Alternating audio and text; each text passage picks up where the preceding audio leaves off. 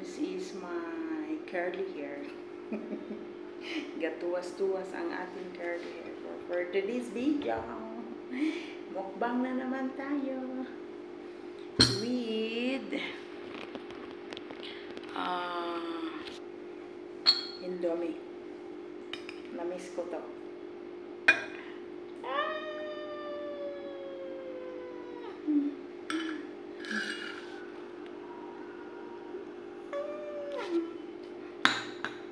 Sana may pa-Indomie.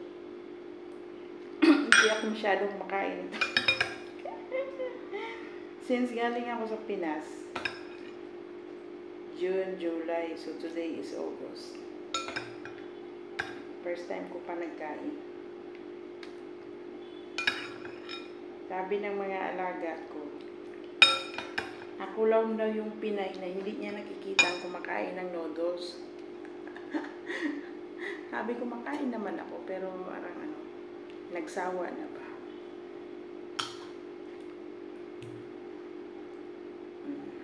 Yummy yarn.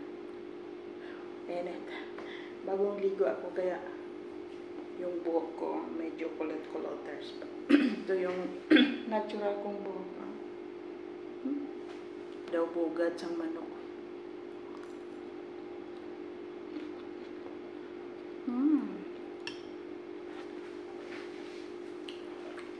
Let's see.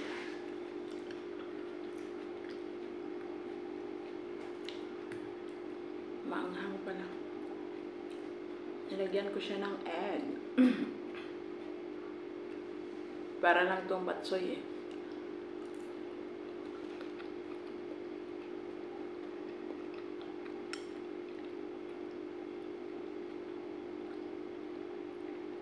With lettuce.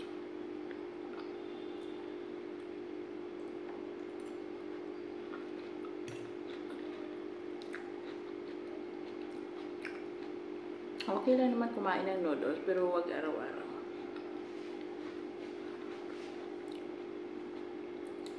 Pag araw-araw kasi iba na yun eh.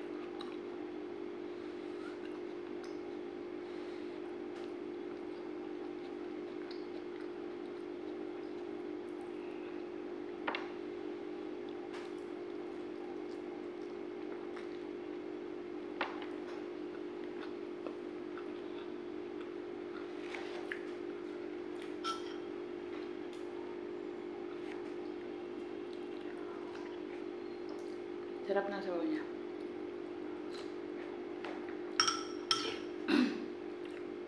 Hindi ko yan maubos. Bukas ng umaga kainin natin.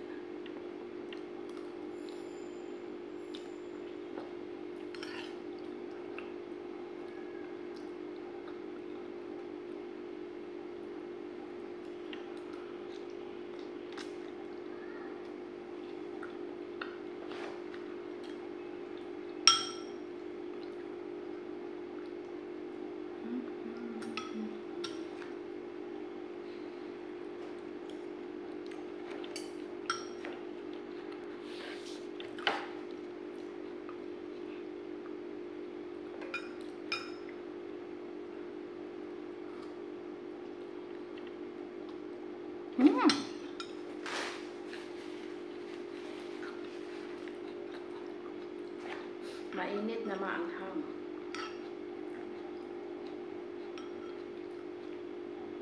Masarap to sa malunggay.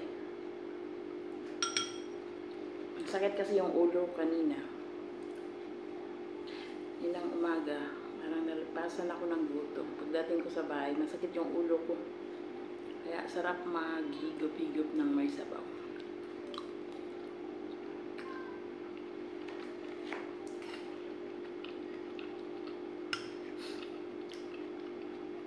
Saka ako lang mag-isa sa bahay.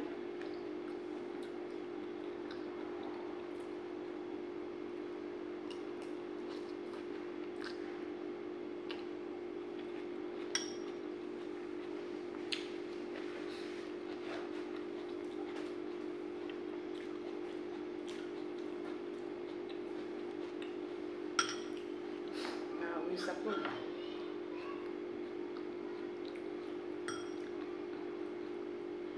Pinawisan sa higop ng sabaw.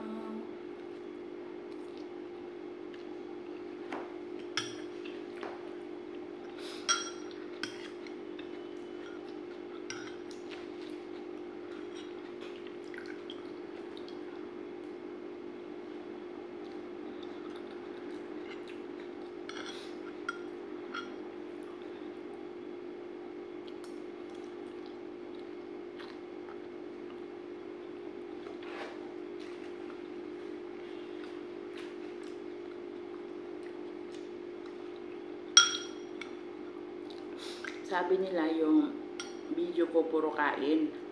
Ay, dyan yung talent natin sa kain. Diba? Noon, content ko puro luto. Naubos ko na ata kaluto yung lahat ng luluto. Kain na naman.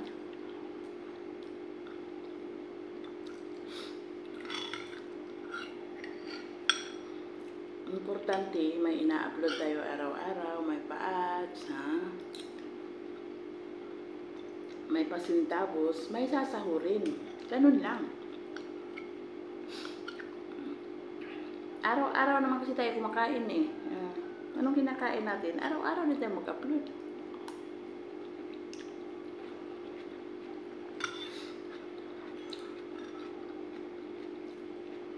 Huwag na kayo magpakahirap ng hanap ko anong i-content nyo.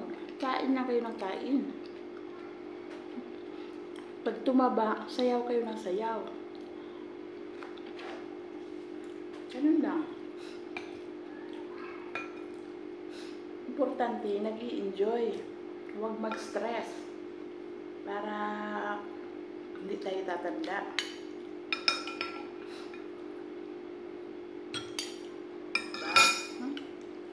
Huwag kayong magproblema.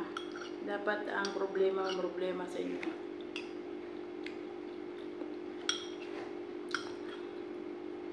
Enjoy nyo lang yung buhay.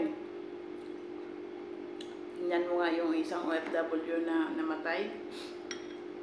Umuwi na nga sa Pilipinas, nasakay ng bus, namatay pa. Oh. So, life is short. Hindi natin alam kung kailan tayo. Kaya, mag-enjoy lang ng kain.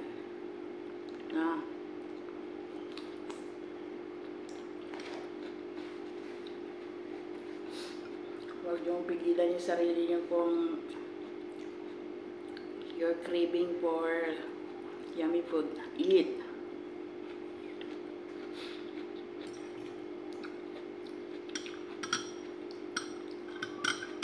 Eat what you like. Oh, may umiiyak.